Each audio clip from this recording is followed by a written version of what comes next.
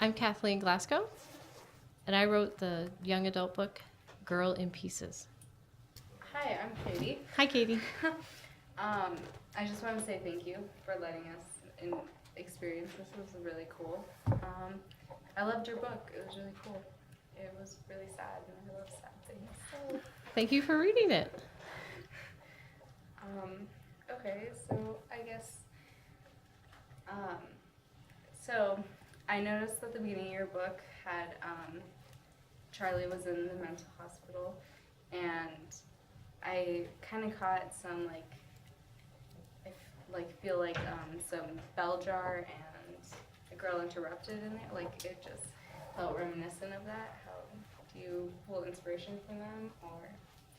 The Bell Jar by Sylvia Plath was one of my favorite books as a teenager, and it was one of the first books that I read where the protagonist was a depressed teenage girl who had suicidal feelings.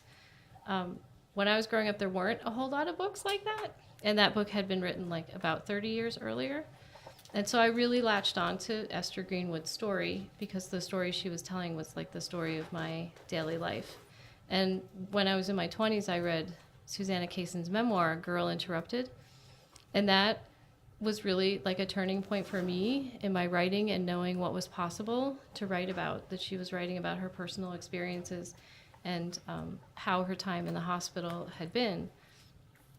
And I wanted to, in Girl in Pieces, if I was going to talk about adolescent depression and self-harm, then my goal as a writer was to be very respectful of my adolescent audience and be as honest as possible about what those things feel like. And part of that was putting Charlie in the hospital, at least for a brief amount of time, so readers would know what it's like to be in a treatment program for depression and self-harm. I've gotten a lot of letters from readers who say, you really described that well. And I've gotten letters from readers who say, I'm going to go get help now because I think that I could get help in a program like that. So I'm going to go ask for help. Thanks for telling me that the hospital doesn't have to be a scary place. So that was really my inspiration for putting that at the beginning of the novel. Hi, I'm Jonathan. Hi, Jonathan. And my question for you is, what made you think to write this book? So I suffered self-harm as a teenager and a young woman. And back then, not a lot of people talked about it. And I kind of hid it, and I wore long sleeves, and I pretended like it didn't exist, and I went on with my life. And one day I was riding the number 16 bus to my job at the University of Minnesota, and a young girl got on the bus, and she sat down next to me, and I saw that she had some fresh scars on her arms. And I should have said something to her, and I didn't. I should have said, I know where you are, and you're not alone. But I didn't. I let her get off that bus. And then I went home and I thought about it. And I had been writing some other novels up to that point, not published.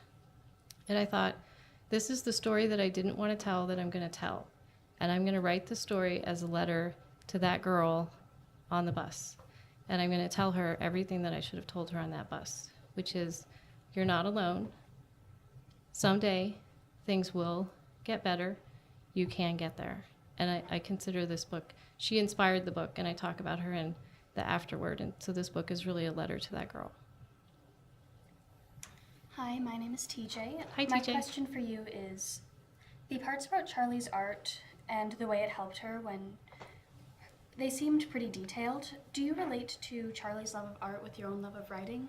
And if not, do you relate to Charlie's love of art with another sort of means of expression? I think that art has tremendous healing capabilities. And for me, I've always found my solace in writing. Writing was a way for me to express my feelings on the page that maybe I couldn't express verbally to people. It was my safe place where I could be me.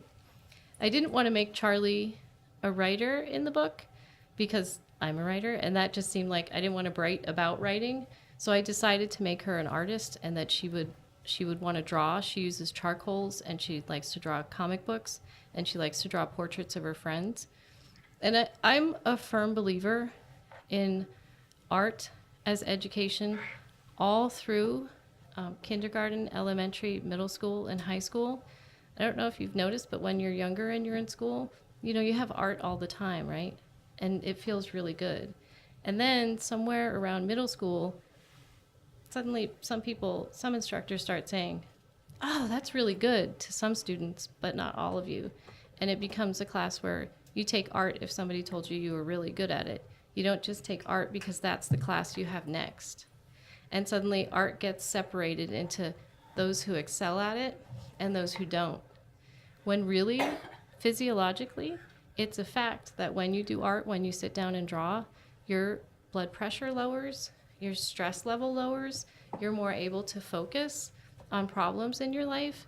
And if we could all just kind of get back to doing like a little bit of art in our daily life, whether it's drawing or writing or making music, we would actually be a lot healthier physically and mentally. So I wanted to give Charlie something that was free that she could do to make herself feel better, because she doesn't have access to therapy in a hospital or through a counselor. And I wanted readers to know that there are things that they can do themselves to get through like some rough times. And one of those things might be doing some art. Hi, I'm Hi. Nor. Hi. So my question was, from all of the characters in the book, Mikey, Doc, Julie, Frank, Dump, Charlie, and so on, Yeah. is there anyone in particular that like reminds you of someone like in your personal life, or like that portrays another person, family member, a lover, friend, or even yourself? Well, a lot of people ask me like, well, is this like the story of your life? And I like to say that I gave Charlie my scars and my emotional feelings about depression and self-harm, but her story is her own, just like I have my own personal story. But along with that, like you can't escape real life.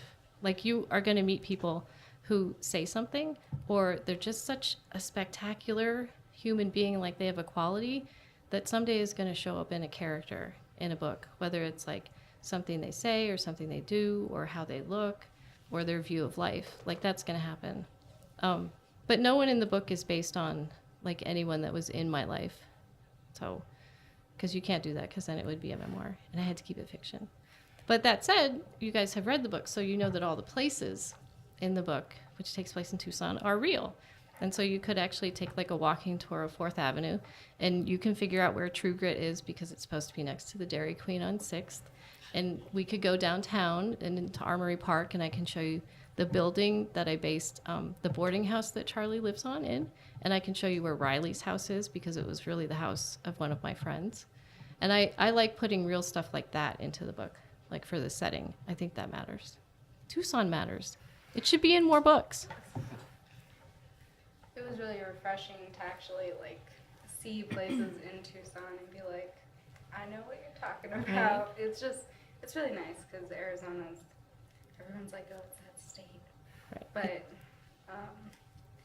okay, so what is your least favorite part of writing a novel or publishing it? My least favorite part of writing the book is probably the beginning.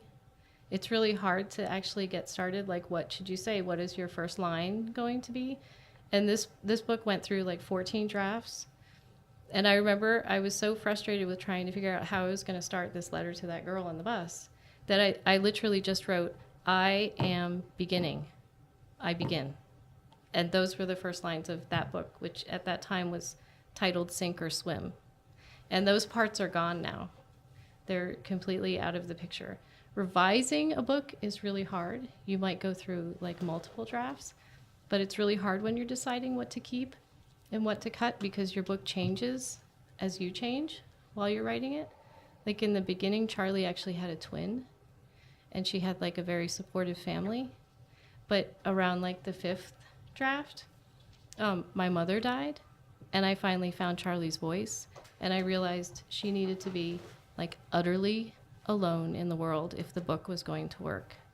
And so she became like a motherless child with no one and no family and no one to support her.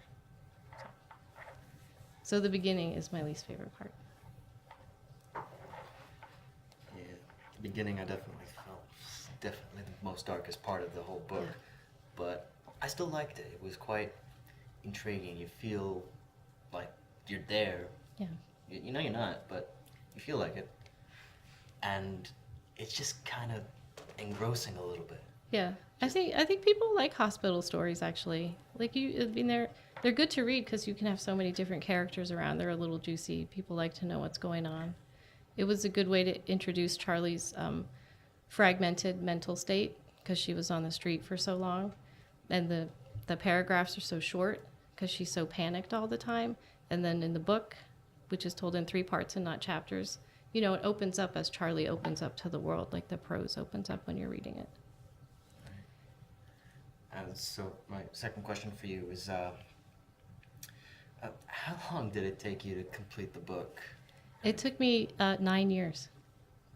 And I don't say that it took me 9 years because I'm some sort of like genius. It took me 9 years because I had a life and I was working full time. And I had 2 babies during this, and I lost my mother and my sister. And so there were periods where I couldn't write at all. And for aspiring writers or artists, I have to tell you, life happens. Don't feel guilty if you can't write for a year. Your brain is doing some work for you in the background, but don't feel guilty. Like whatever you're working on, it will take the time that it needs to take. And another message in that is like, don't give up. Just don't give up. If you really want to do it, keep doing it because somebody needs to hear your story. You think that they don't, but they do. So within those 9 years and the multiple the multiple drafts, I suppose, how has other characters within the book changed aside from Charlie herself?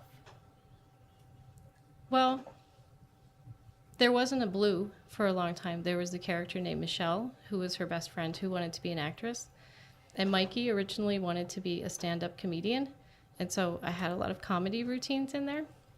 So that had to leave. And what we were talking about earlier was that Riley at one point was a lot older than he is in the final version.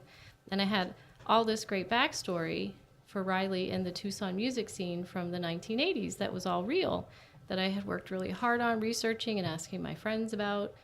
My friend John Munoz, he gave me a lot of information about the Bar Ninos and bands that were there. And so those things necessarily change through the editing process, like maybe they don't belong there right then. And my editor had taken out some of the information about Riley as we aged him down to 25. And I thought all that information for him was really good because it made him like a really well-rounded character. And my editor had to sit me down and say, Riley is bad. Riley is bad. I don't want to know what makes Riley bad because he's just bad. That's his function in the book. And I would say, and she would say, no, he's bad. You love him, but he's bad. And I had to say, you're right. I will take it away. But I swear someday I'm going to use some of those bits and pieces for another book because in writing, all is never lost. It can always go somewhere else. Okay, well, my second question was, Okay. for all the awards, like, won, but after, like, I researched this, but, by this outstanding book, from Amazon, Texas Library, Young Adult Books, and Barnes & Nobles, and this is your first published book, right? Yes. Did you ever think it would be, like, so popular, well-known, or, like, such success in a short period of time? No. No, I didn't. And in fact, the day after it was published and it was in the bookstore, I felt really naked, you know, because it has a lot of personal meaning to me. And I was like, oh my God, what did I do? I'm just walking around without my clothes on now. Who's going to read this sad book about this girl? And then I started getting emails from girls and boys and parents who said, thank you for writing this book. I didn't know how my daughter felt. Or I got an email from a girl who said, I didn't know anyone else ever felt like me. I got emails from people who said, I didn't self-harm like Charlie, but I felt as lonely as Charlie. Thank you so much for telling me that I'm not alone. And then I was like, I did the right thing. Like, absolutely, I did the right thing. And the book was a bestseller, and it's selling really well. And that's like a writer's dream, right? To make the New York Times list. And I'm really happy, but I'm also really sad about that because people aren't buying this book for a good time. They're buying this book because they need to read this book because they feel sad. So on the one hand, I feel great, but on the other hand, I'm like, we should be having a conversation about self-harm. I mean, this happens to more than 1 million kids a year. We should be talking about why. And I'm hoping that this book maybe will start that conversation.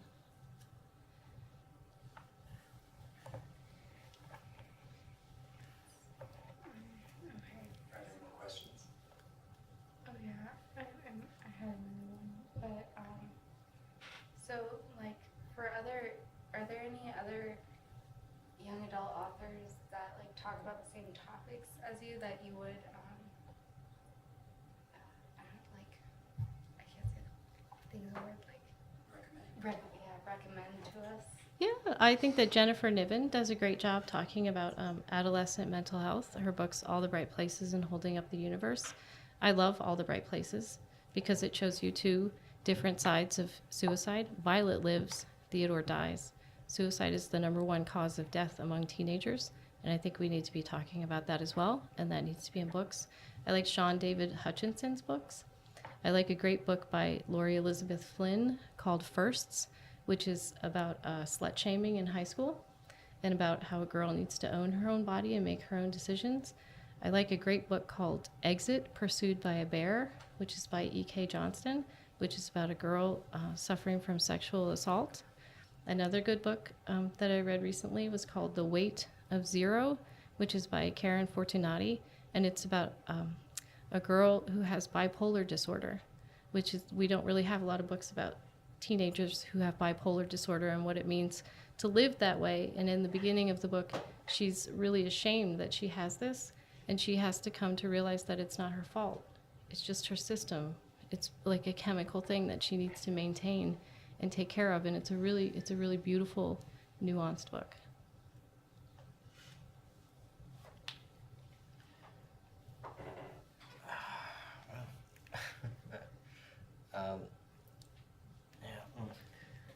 I guess a yes/no question. Did you enjoy making this book at least a little bit? Because from the sound of it, it sounds like it wasn't like the best, but I loved making the book. Like it was hard because I had to go back to a place that I didn't want to be. But then, most of the book is like about her finding community in Tucson. And so I really liked making up those characters because, writing makes me happy. Even if like what I'm writing is sad, I'm still happy when I'm doing it. Like that's my life's reason, is to write books. And so I had a great time like writing the book. It was the best thing that ever happened to me, and I'm really lucky that it's had the success that it has. So I'm grateful that for readers like you guys who are reading it. And this is actually the best part, is getting to meet people and talk about it. So are you planning on making Louisa's Diary into a sequel? And can you share any current work that you are doing? So Louisa gives Charlie all of her composition books at the end of the novel. And they're Louisa's diaries on how she came to be a person who self-harmed. And at the end of the book, Charlie is making kind of a graphic novel, a comic book out of the composition books. It's Louisa's story.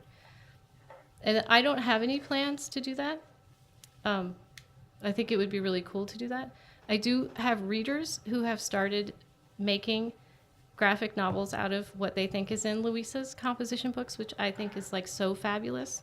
And one perk of doing this, if you go to my Instagram page, is that I will put all the reader art up there because they tag me, and I get the most beautiful like sketch portraits. I have a girl in Canada who made dolls out of Ellis, Louisa, and Charlie, and she spent a couple months on them.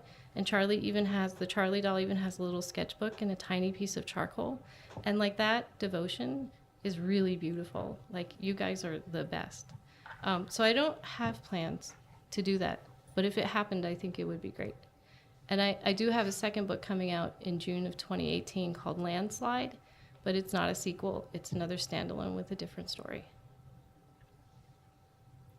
So, it's kind of like leading off of question number 2, but since it's been such a like wild ride, do you think like it could like ever rise up to like become a movie or something? I don't know. Maybe it could be. Sometimes I think it wouldn't be a great movie though. I think it would be a better Netflix series because it has so many characters and so many things that you could spin off in, and you could focus on one character for a different season. It would be exciting if it was a movie. I don't know what I would do. I would probably just literally like not be able to get out of bed for like 4 days. Like that would be too exciting.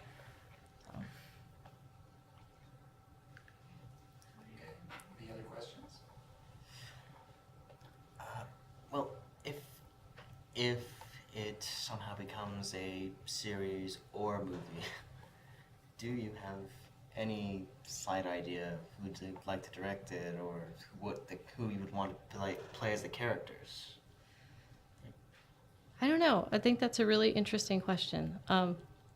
Sometimes I think that Frances McDormand would make a nice Ariel, who's the painter.